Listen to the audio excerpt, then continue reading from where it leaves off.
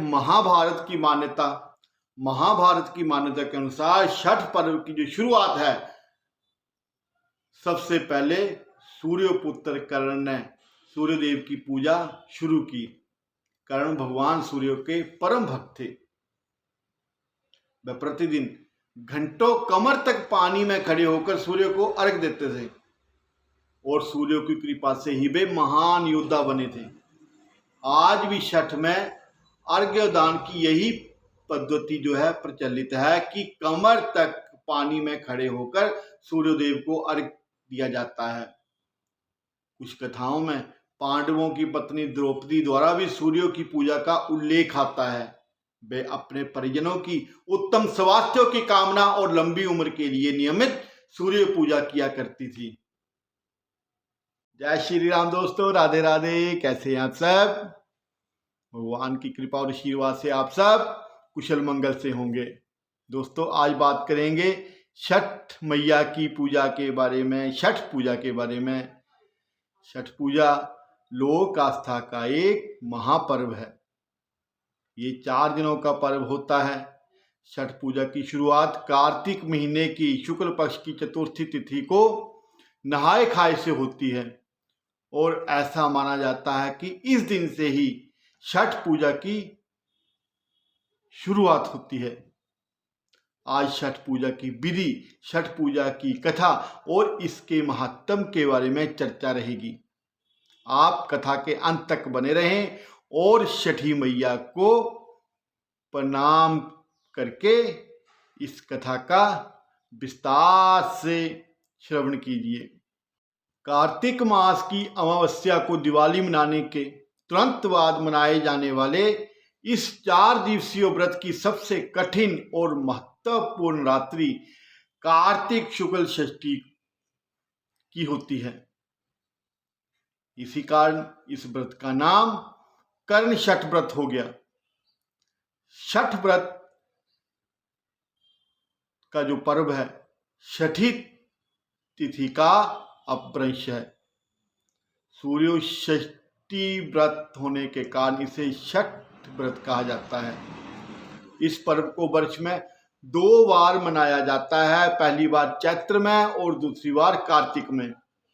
चैत्र शुक्ल पक्ष छठी पर मनाए जाने वाले छठ पर्व को चैती छठ व कार्तिक शुक्ल पक्ष छठी पर मनाए जाने पर्व को कार्तिकी छठ कहा जाता है।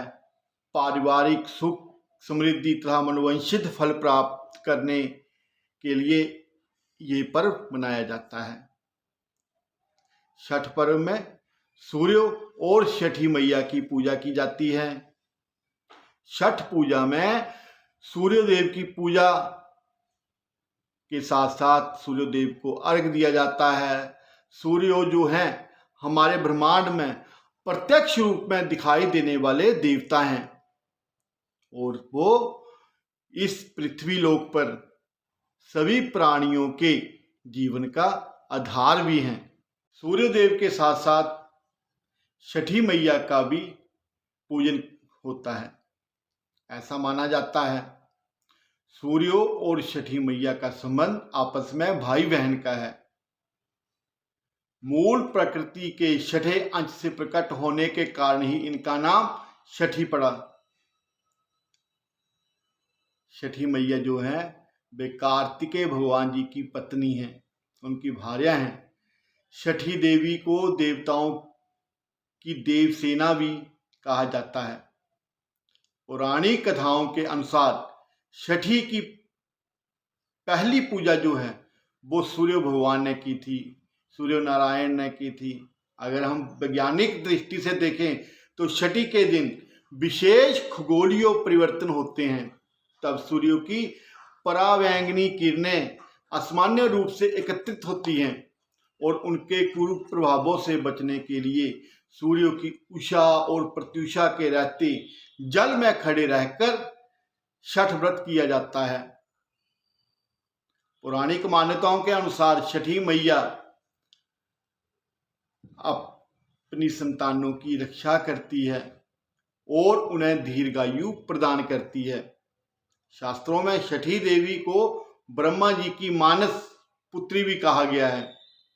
पुराणों में इन्हें मां कात्यायनी भी कहा गया है, जिनकी पूजा नवरात्रि में छठी तिथि पर होती है। छठी देवी को ही बिहार झारखंड में स्थानीय भाषा में छठ मैया कहा जाता है। छठी मैया के व्रत का जो पर्व है ये 4 दिनों तक चलता है।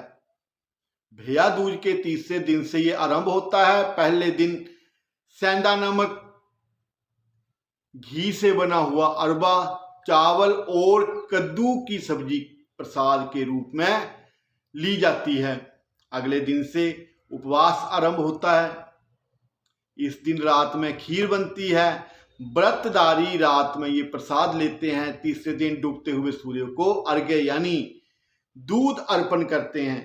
अंतिम दिन उगते हुए सूर्य को अर्घ्य चढ़ाते हैं। इस पूजा में पवित्रता का बहुत ज्यादा ध्यान रखा जाता है। लहसुन प्याज वर्जित रहता है। जिन घरों में ये पूजा होती है वहां भक्ति गीत, सत्संग, कीर्तन आदि किया जाता है। लेकिन आजकल की जो कुछ नई रीतियां आ गई हैं, इनको रीतियां भी कह सकते हैं, कुरीतियां भी कह सकते हैं, लेकिन अपनी अपनी श्रद्धा और अपनी अपनी भावना है। जैसे पंडाल और सूर्य देवता की मूर्ति की स्थापना करना आजकल श्रद्धा और भक्ति के साथ साथ बहुत ही ज्यादा उर्दंग मनाया जाता है। और ये जो उर्दंग है इसे हम भक्ति भाव से कदापि नहीं देख सकते। हमारे नवरात्रों में देख लीजिए, बड़े बड़े पंडाल लगते हैं, गरबा के आयोजन होते हैं, वहां पर फिल्मी धुनों के ऊपर वल्गर से वल्गर डांस, नाच गाना चलता है। ये जो कुरीतियां हैं ये हम इनको भक्ति भाव से कदापि नहीं जोड़ सकते। दोस्तों, भगवान तो भक्ति और श्रद्धा, प्रेम ये देखते हैं, लेकिन आज करोड़ों करोड़ों रुपए लगाकर आप इतने बड़े बड़े पंडाल लगाते हैं, लेकिन वहां पर इतना हुड़दंग मचता है, अधनंगे नाच होते हैं।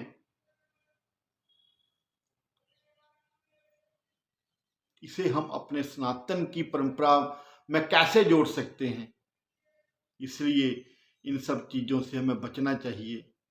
दिखावे की जो पूजा है, दिखावे की जो भक्ति है, इससे किसी का कल्याण नहीं होता, बल्कि धन की भी दुर्गति होती है और मनुष्यों की अपनी भी दुर्गति रहती है। छठ पूजा के उत्सव में केंद्र में जो है छठ व्रत है, जो एक कठिन तपस्या की तरह है।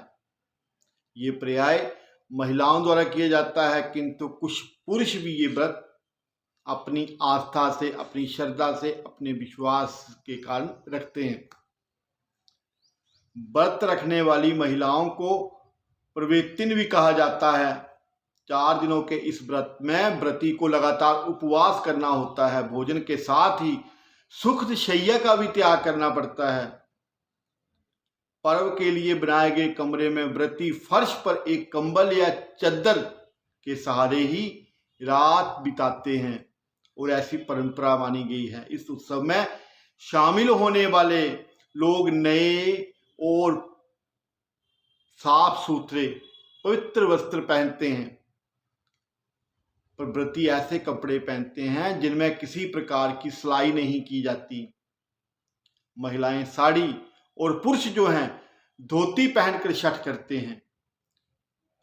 शुरू करने के बाद छठ पर्व को सालों साल तब तक करना होता है जब तक कि अगली पीढ़ी की किसी विवाहित महिला को इसके लिए तैयार ना कर लिया जाए। घर में अगर किसी की मृत्यु हो जाती है तब ये व्रत नहीं किया जाता। करने वाली महिलाएं छठी मैया से व्रत के दौरान प्रार्थना करती हैं, पूजा करती हैं, मनोकामनाएं, अपनी कामनाएं मांगती हैं कि हे छठी मैया, हमारे घर में हमारी संतानों को सुख मिले, समृद्धि मिले, हमारी संतानें दीर्घायु हों और जिनके यहाँ संतान नहीं होती वो अपने यहाँ पुत्र प्राप्ति के लिए छठी मैया से प्रार्थना करती हैं और अपने परिवार की समृद्धि के लिए माता से वर मांगती हैं। पार छठी मैया की जो पूजा है वो 5 नवंबर मंगलवार से शुरू हो रही है, जिसे हम नहाए खाए से शुरुआत मानते हैं। 6 नवंबर बुधवार को खरना है। 7 नवंबर बृहस्पतिवार को संध्या अर्घ्य है और 8 नवंबर शुक्रवार को सुबह का अर्घ्य है। अब मैं आपको छठी मैया के व्रत की विधि बताता हूं, किस विधि से इस व्रत का पालन किया जाता है और छठी मैया को प्रसन्न किया जाता है। पूजा से पहले ये निम्नलिखित सामग्री जो है, जो मैं आपको बताने जा रहा हूं, सूर्योदय की पूजा से पहले इसे अपने पास इकट्ठा कर लें, जुटा लें और फिर सूर्योदय को विधि विधान से अर्घ्य दें। इसमें बांस की 3 बड़ी टोकरी, बांस या पीतल के बने 3 सूप, थाली, दूध और गिलास। इसके अलावा चावल, लाल सिंदूर, दीपक, नारियल, हल्दी, गन्ना, सूथनी, सब्जी और शक्करकंदी, नाशपाती, बड़ा नींबू, शहद, पान, साबुत सुपारी, केराव, कपूर, चंदन और मिठाई। अब बात करते हैं प्रसाद के रूप में। प्रसाद के रूप में ठेकुआ, मालपुआ, खीर पूड़ी, सूजी का हलवा और चावल के बने लड्डू लें। अब सूर्य अर्घ्य की जो विधि है वो इस प्रकार है। बांस की टोकरी में उपरोक्त सामग्री इकट्ठी करके रख दें। सूर्य को अर्घ्य देते हुए सारा प्रसाद एक बड़े से कटोरे में रखें और उसी सूप में दीपक जलाएं। फिर नदी में उतरकर सूर्यदेव को अर्घ्य दें। अब इसमें पहला दिन जो है वो नहाए खाए का है, जहां से इस व्रत की शुरुआत होती है। पहले दिन कार्तिक शुक्ल चतुर्थी को नहाए खाए के रूप में मनाया जाता है। सबसे पहले घर की सफाई कर उसे पवित्र कर लें। इसके पश्चात छठ व्रती का जो है स्नान कर पवित्र तरीके से बने शुद्ध शाकाहारी भोजन ग्रहण कर व्रती को इसकी शुरुआत करनी है। घर के सभी सदस्यों व्रती के भोजन के उपरांत ही भोजन ग्रहण कर सकते हैं। भोजन के रूप में कद्दू, दाल और चावल ग्रहण किया जाता है और ये दाल चने की होती है। दूसरे दिन लोहंडा और खरना। दूसरे दिन कार्तिक शुक्ल पक्षी को व्रतधारी दिन भर का उपवास रखने के बाद शाम को भोजन करते हैं। इसे खरना कहा जाता है। खरना का प्रसाद लेने के लिए आसपास के सभी लोगों को निमंत्रण दिया जाता है और अपने साथ साथ उनको भी प्रसाद खिलाया जाता है। प्रसाद के रूप में गन्ने के रस में बने हुए चावल की खीर के साथ साथ दूध चावल का पिट्ठा, घी की चुपड़ी रोटी बनाई जाती है। इसमें नमक या चीनी का उपयोग बिल्कुल भी नहीं किया जाता है। इस दौरान पूरे घर की स्वच्छता, पवित्रता और पावनता का ध्यान रखा जाता है।